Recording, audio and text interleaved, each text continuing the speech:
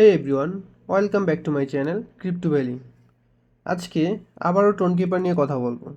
Tone কিপারে gas ফি দিলে আপনারা কোনো পেমেন্ট পাবেন কি না সে ব্যাপার নিয়ে আলোচনা করব।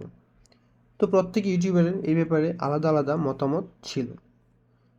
তো আজকে আমরা অ্যানালাইসিস করার চেষ্টা করব এবং বোঝার চেষ্টা করব যে এটা রিয়েল অথবা ফেক কিনা। দেখেন এইখানে তারা গেট.io এর সাথে কোলাবোরেশন মেনশন করেছে, কিন্তু গেট.io এ ব্যাপারে কিছুই বলে নাই।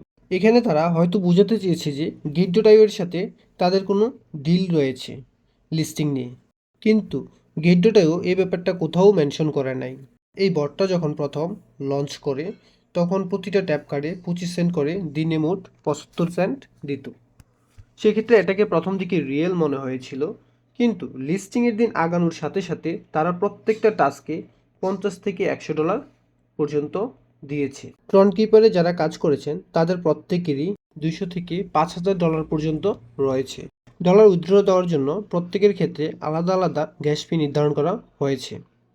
আমার ক্ষেত্রে দেখুন, তারা প্রথম দিকে ডলার উইথড্র দেওয়ার জন্য 5টা টোন অথবা 100টা TRX গ্যাস ফি চেয়েছে। পরবর্তীতে তারা 5টা থেকে ডিরেক্ট 2টা টনে নেমে এসেছে। আর এখন বর্তমানে দেখেন তারা 1টা টোন গ্যাস ফি চেয়েছে।